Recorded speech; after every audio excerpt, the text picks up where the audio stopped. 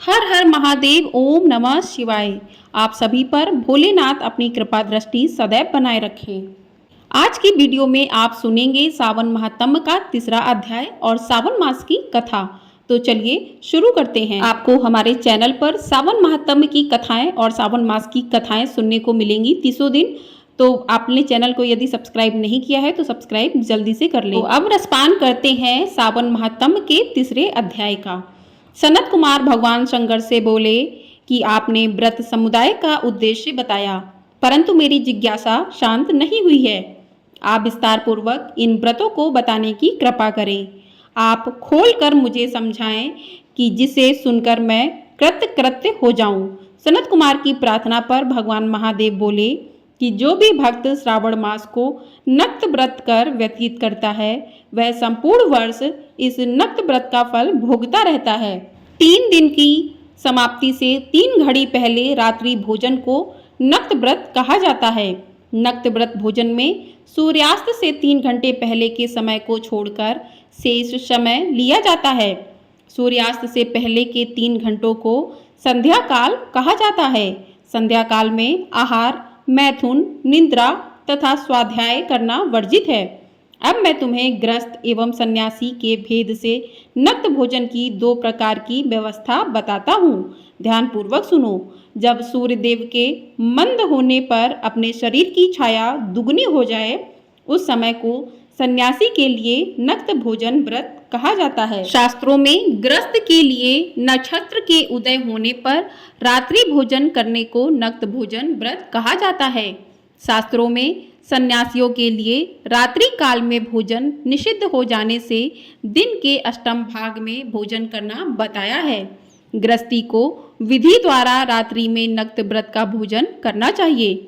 सन्यासी, विधवा तथा विधुर को सूर्यास्त से पहले ही भोजन करने का विधान है।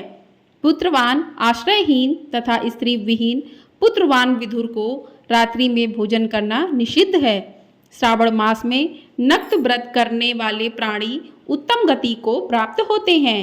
श्रावण मास के प्रारंभ होने पर प्रतिपदा तिथि में प्रातःकाल मनुष्य यह प्रतिज्ञा करे कि मैं पूरे श्रावण मास में ब्रह्मचर्य का पालन करूंगा तथा प्रतिदिन स्नान करूंगा। नक्त व्रत, रात्रि शयन तथा अन्य प्राणियों पर दया भाव रखूंगा। वह यह भी संकल्प करे कि यदि मैं इस व्रत के प्रारंभ होने के बाद और इस व्रत के समाप्ति से पूर्व मर जाऊं तो हे भगवान उस स्थिति में आपके प्रसाद से मेरा व्रत परिपूर्ण हो जाए। नक्त व्रत करता हुआ प्राणी मुझे अति प्रिय हो जाता है। ब्राह्मण द्वारा या स्वयं रुद्र का 1 मास तक जो अभिषेक करता है उस पर मेरी सदैव कृपा दृष्टि रहती है, क्योंकि मुझे जलधारा अति प्रिय है। श्रावण मास में जो भी प्राणी अधिक स्वादिष्ट भोजन या उपयोगी वस्तु ब्राह्मण को देता है वह मुझे बहुत प्रिय है। हे सनत कुमार, अब मुझसे उत्तम लक्ष्य पूजा विधि को ध्यान पूर्वक सुनो। लक्ष्मी की इच्छा प्राप्ति वाला मनुष्य बिल्व पत्रों से, शांति की कामना करने वाला मनुष्य दुर्वाओं से तथा आयु की इच्छा करने वाला मनुष्य चंपा के फूलों से भगवान श्री हरि विष्णु की पूजा अर्चना करे। विद्या की इच्छा रखने वाले व्यक्ति मल्लिका तथा चमेली के फूलों से पूजा अर्चना करें। तुलसी दल से भगवान श्री हरि और मैं स्वयं प्रसन्न होते हैं। पुत्र की कामना रखने वाला व्यक्ति कटेरी के फूलों से पूजा अर्चना करे। जिसे बुरे बुरे स्वप्न दिखाई देते हों वह उनके नाश के लिए उत्तम धान्य से पूजा अर्चना करे। देव के सम्मुख रंगवल्ली, पद्म, स्वास्तिक और चक्र आदि बनाकर भगवान विभु की पूजा अर्चना करे। संपूर्ण कामनाओं की पूर्ति के लिए सब पुष्पों से मनुष्य को पूजा अर्चना करनी चाहिए। लक्ष्मी पूजा करने से मैं सदा प्रसन्न रहता हूँ। अंत में उद्यापन करना चाहिए। उद्यापन के लिए मंडप बनवाकर उसके तीसरे भाग में वेदी बनानी चाहिए। पुण्याय वाचन कर आचार्य का वरण करना चाहिए। मंडप में बैठकर रात्रि जागरण कर वेद पाठ कराना चाहिए। वेदी पर उत्तम चतुर्लिंग 2 वज्र बनाकर उसके मध्य भाग में चावलों से सुंदर कैलाश का निर्माण करना चाहिए। उस वेदी में यथास्थान तांबे का कलश स्थापित करना चाहिए। उसमें पंच पल्लव तथा सूक्ष्म वस्त्र रखने चाहिए। उसमें भगवान शंकर की स्वर्ण की मूर्ति को पंचामृत से स्नान कराकर स्थापित कर अर्चना करें। नैवेद्य युक्त धूप दीप गीत वाद्य नृत्य तथा वेद शास्त्र पुराण द्वारा रात में जागरण करना चाहिए तथा प्रातःकाल होने पर स्नान करना चाहिए। पवित्र शास्त्रोक्त विधान में वेदी बनानी चाहिए। तिल घी पायस मूल मंत्र गायत्री शिव सहस्त्र नाम से हवन करना चाहिए। जिस मंत्र से पूजन किया है उसी मंत्र से हवन करना चाहिए। खांड घी चावल से हवन करना चाहिए। हवन समाप्ति पर पूर्ण आहुति देनी चाहिए। प्रातः वस्त्र अलंकार आभूषण से आचार्य का अर्चन करना चाहिए। ब्राह्मणों का पूजन कर उन्हें दक्षिणा देनी चाहिए। जिन मंत्रों से भगवान शिव की लक्ष्य पूजा की है उन चीजों को दान करना होता है। स्वर्ण निर्मित भगवान शंकर की मूर्ति का अर्चन करें। यदि 1 महीने तक दीप जलाया हो तो उसको दान में देना चाहिए। संपूर्ण इच्छाओं की सिद्धि हेतु स्वर्ण की बत्ती चांदी का निर्मित दीप बनवाकर उसमें गौ का घी भरकर दान देना चाहिए। ब्राह्मणों को भोजन कराकर दक्षिणा दें। इस प्रकार से जो मेरी अर्चना करता है मैं उस पर सदैव प्रसन्न रहता हूँ। जो भी मनुष्य श्रावण मास में अपनी प्यारी वस्तु का त्याग करता है और वह मुझे अर्पण की जाती है तो हे मुने उस फल को सुनो। इस लोक में तथा परलोक में वह वस्तु लाख गुना होकर मिलती है। निष्काम भाव से त्यागने पर उत्तम गति की प्राप्ति होती है। जो भी भक्त मेरा रुद्री पाठ करता है वह प्रति अक्षर करोड़ वर्ष तक रुद्र लोक में निवास करता है। पंचामृत के अभिषेक से मोक्ष की प्राप्ति होती है। श्रावण मास में धरती पर सोने वाले मनुष्य को हाथी दांत से बनी हुई या चंदन निर्मित नवरत्न से जुड़ी हुई मृत्यु गरुड़ चिन्ह वाली रुई से भरी कपड़े के रिजाई और तकियों से संपन्न शैया प्राप्त होती है। वह शैया उसे सुंदर स्त्री अन्य रत्नों से विभूषित मिलती है।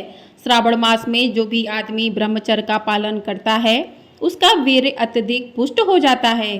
तेजस्विता बल शरीर दृढ़ता और धर्म कार्य में समस्त उपकारी चीजें उसे मिल जाती हैं। जो आदमी इस मास में मौन व्रत धारण करता है वह श्रेष्ठ वक्ता हो जाता है। मौन व्रत दिन या रात या भोजन के समय रखा जा सकता है। मौन व्रत में यदि मनुष्य घंटा तथा पुस्तकें दान करता है तो उसको सब शास्त्रों की जानकारी स्वयं प्राप्त हो जाती है। वह मौन व्रत के प्रभाव से बृहस्पति के समान बुद्धि वाला बन जाता है। मौन व्रत करने वाले मनुष्य की किसी से कलह नहीं होती है। बोलिए भगवान शंकर की जय। तो इस प्रकार से सावन महात्म्य का 3रा अध्याय पूर्ण होता है। बोलिए भगवान शंकर की जय। आइए अब जानते हैं सावन मास की कथा। तो भगवान शिव को क्यों प्रिय है सावन का महीना।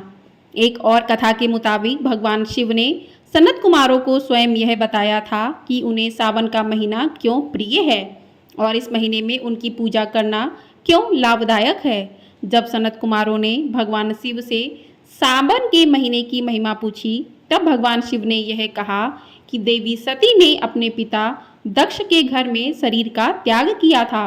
देवी सती ने यह संकल्प लिया था कि वह हर जन्म भगवान शिव से ही विवाह करेंगी। अगले जन्म देवी सती का पार्वती के रूप में जन्म हुआ था। पार्वती ने सावन के महीने में ही भगवान शिव को पाने के लिए कड़ी तपस्या की थी, जिसकी वजह से उन्हें भगवान शिव मिले थे और उन्होंने सुखी जीवन व्यतीत किया था।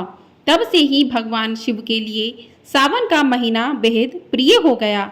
बोलिए भगवान भोलेनाथ की जय। बोलिए माँ पार्वती की जय।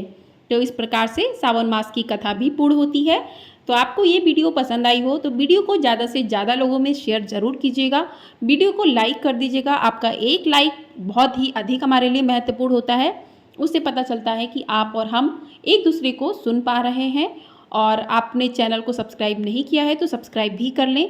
आपको हमारे चैनल पर सावन मास के कथाएँ और सावन महात्म्य की कथाएँ हर अध्याय में प्रतिदिन मिलती रहेंगी। तो चैनल को सब्सक्राइब करके कमेंट बॉक्स में हर हर महादेव ओम नमः शिवाय अवश्य लिखिएगा। सावन महीना बहुत ही पावन महीना है। इस महीने में भोलेनाथ को प्रसन्न करने के लिए आप उनका पूजन कर सकते हैं, रुद्राभिषेक कर सकते हैं। तो भगवान भोलेनाथ बहुत अधिक प्रसन्न होते हैं और कहते हैं कि भगवान तो भोलेनाथ हैं, वो थोड़ी सी भक्ति से भी आपकी प्रसन्न हो जाते हैं। सावन महीने में यदि आप इन कथाओं को सुनते हैं तो कहते हैं कि इन कथाओं को सुनने मात्र से ही व्यक्ति का जीवन जो है बदल जाता है। तो सावन के महीने में आप भी इन कथाओं को सुने और भगवान शिव जी का आप सभी पर आशीर्वाद हमेशा बना रहे। और कमेंट बॉक्स में हर हर महादेव अवश्य लिखिएगा।